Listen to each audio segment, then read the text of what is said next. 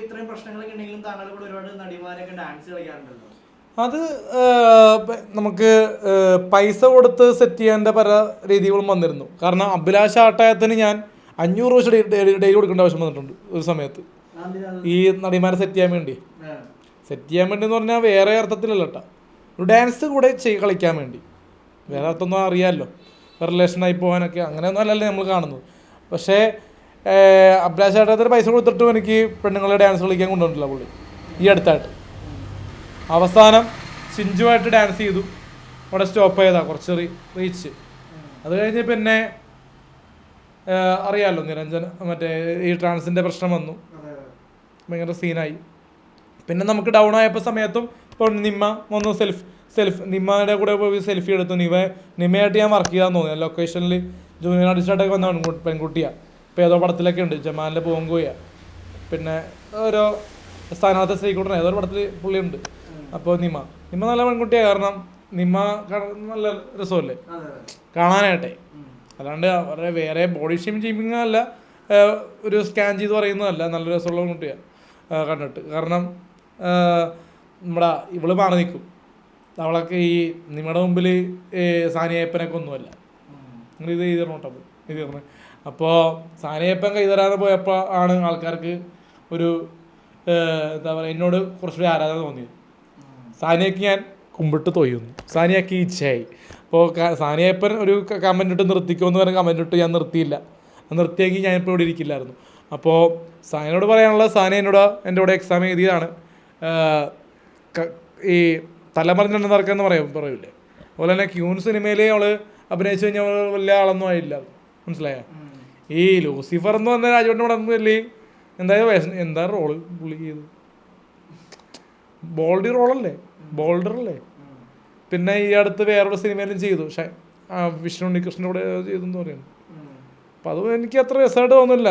സാനിയുടെ അഭിനയമൊക്കെ എനിക്ക് വലിയൊരു ഇഷ്ടപ്പെടുന്നില്ല, വലിയൊന്നും നടിയാണെന്ന് ഞാൻ പറയുന്നില്ല. കാരണം ആരെയും കുറ്റപ്പെടുത്തുന്നില്ല, സാനിയുടെ ആക്ടിങ് എനിക്ക് അത്ര ഇഷ്ടപ്പെട്ടിട്ടില്ല, മനസ്സിലായോ. കാരണം സാനിയനെക്കാരും നല്ല നടിയാണ് അനശ്വര, അവൾക്ക് ബുദ്ധിയുണ്ട്. കാരണം ഞാൻ ആൾക്കാരെ ചേട്ടാ നോക്കട്ടെ, അമ്പാനെ ശ്രദ്ധിക്ക്.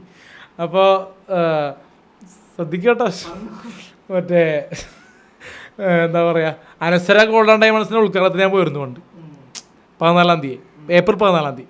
ഈ പറയുന്ന ഈ ട്രാൻസിൻ്റെ സംഭവം 12-ാം തീയതി നമ്മൾ പോയി ലുലുമാളിൽ പോയെന്നൊക്കെ പറഞ്ഞു. തീർച്ചയായും പറഞ്ഞു 15-ാം തീയതി മറ്റേ ജയ് ഗണേഷ് കണ്ട് പിറ്റേ ദിവസം റെസ്റ്റിൽ വന്നു, വീട്ടിൽ തന്നെ ചോദിച്ചാൽ അറിയാം. അപ്പോൾ 14-ാം തീയതി അനശ്വര ഗോൾഡൻ ഡയമണ്ട്സിൽ പോയപ്പോൾ സെൽഫി ഇപ്പോഴും വൈറലാണ് വെറൈറ്റി മീഡിയയിൽ. കാരണം വെറൈറ്റി മീഡിയ ഒരു ഇൻ്റർവ്യൂ വെച്ചെടുക്കില്ല, മനസ്സിലായി. അജിനോട് ഞാൻ പലപ്പോഴും ഇൻ്റർവ്യൂ വെച്ചിട്ടുണ്ട്, വസ്താനോട്.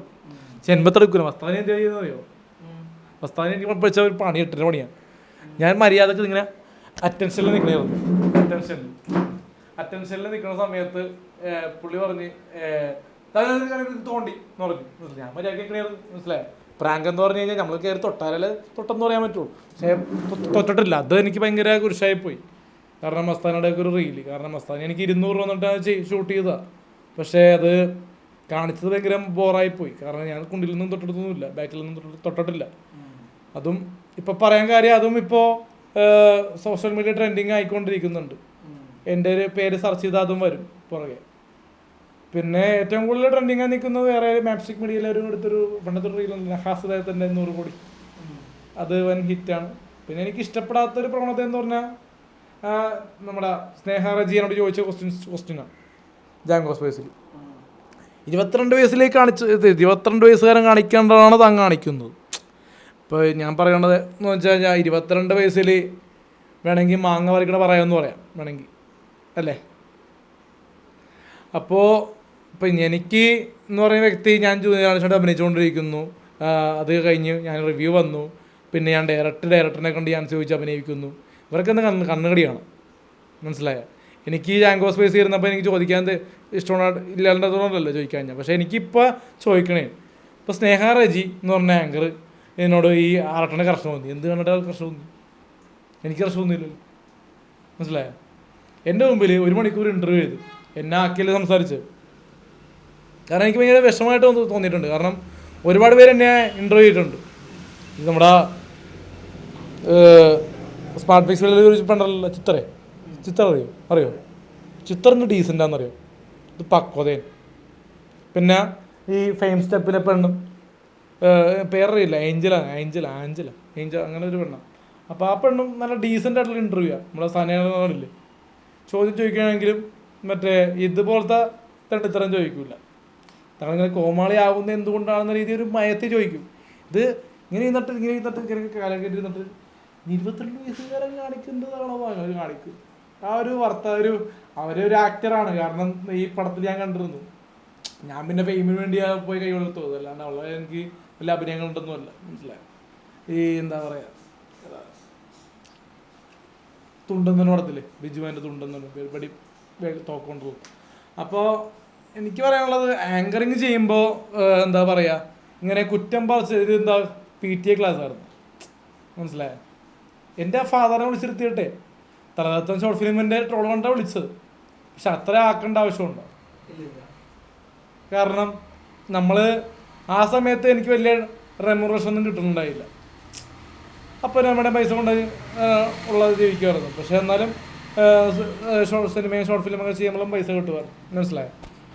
അപ്പോൾ അതിനെ കളിയാക്കിയത് എനിക്ക് വലിയ ഇഷ്ടപ്പെട്ടില്ല. ഇപ്പോൾ ആണെങ്കിൽ എനിക്ക് ഡെയിലി 1000 രൂപ വെച്ച് കിട്ടുന്നുണ്ട്. അന്നത്തെ അലിൻ ജോസ് അല്ല ഇന്നത്തെ അലിൻ ജോസ്. കാരണം ജാങ്കോ സ്പേസിൽ ഞാൻ വിളിച്ച് കുറേ ഇൻ്റർവ്യൂ ചോദിച്ചിരുന്നു, ഒറ്റ ഇൻ്റർവ്യൂ എടുത്തില്ല. പക്ഷേ എനിക്ക് പറയാനുള്ളത്, ഇൻ്റർവ്യൂവിനേക്കാളും കൂടുതൽ ആൾക്കാരിലേക്ക് നമ്മൾ ചെറിയ ചാനലെടുത്താൽ പോലും ഇപ്പോൾ വൈറല. അതുകൊണ്ട് തന്നെ ജാങ്കോ സ്പേസ് ആണെങ്കിലും വെറൈറ്റി മീഡിയ ആണെങ്കിലും അവർ പഠിക്കുക. ജീവിതം ഒന്നേ ഉള്ളൂ. നമ്മുടെ ഇൻ്റർവ്യൂ എടുത്തെന്ന് പറഞ്ഞ് നിങ്ങൾക്കൊന്നും പറ്റാൻ പോകില്ല. പക്ഷേ എടുത്തതിൽ വിഷമവും ഇല്ല. എടുത്തൊരു ഇൻ്റർവ്യൂ കാരണം ഇപ്പോൾ അനുഭവിച്ചുകൊണ്ടിരിക്കുന്നത് ജാങ്കോ സ്പേസിൽ. അപ്പോൾ എനിക്ക് അതിലെ മനുഷ്യനോട് എനിക്ക് പണക്കൊന്നുമില്ല. പക്ഷേ സ്നേഹാരാജി ചോദിച്ച ക്വസ്റ്റ്യൻസ് ഭയങ്കര ഇതായിപ്പോയി. കാരണം ഒരു റിവ്യൂ ഒക്കെ നല്ല രീതിയിൽ അതിൽ ഞാൻ പറഞ്ഞിരുന്നു, മാന്ത്രയുടെ റിവ്യൂ. പക്ഷേ ബാക്കിയുള്ള സംഭവങ്ങളൊക്കെ എനിക്ക് ഭയങ്കര നിരുത്സാഹപ്പെടുത്തി. മോനിങ്ങനെ കാണിച്ചു കഴിഞ്ഞാൽ നടനാകുമോ? നടനായില്ലെങ്കിൽ ഇവർക്ക് എന്താ? നമ്മളെന്താ ഉദ്ദേശിച്ചത്? സോഷ്യൽ മീഡിയയിൽ ഫെയിം കിട്ടുക, പബ്ലിസിറ്റി കിട്ടുക. ഇപ്പോൾ അഖിൽമാരനെ പറ്റി തന്നെ പറയാം. അഖിൽമാരെ ഒരു പടം ചെയ്തു, തത്വിക അവലോകനം. തത്വിക അവലോകനം വലിയ പടമൊന്നും എനിക്ക് തോന്നുന്നില്ല. ആർട്ടിസ്റ്റുകളൊക്കെ ഉണ്ട്. രാഷ്ട്രപടം അത് വെച്ച് പുള്ളി ഒരുപാട് ചാനൽ ഇൻ്റർവ്യൂ വേറെ രീതിയിലൊക്കെ കൊടുത്തുകൊണ്ടല്ലേ പുള്ളിയും സ്റ്റാറായി. അപ്പോൾ നമ്മുടെ ഫെയിം ഉള്ളിടത്തോളം കാലം നമ്മൾ ഉണ്ടാവും. വിവാദങ്ങൾ വരുമ്പോൾ നമ്മൾ പൊട്ടിത്തെറിക്കും. ശുഭനിദ്ര, ഗുഡ് നൈറ്റ്.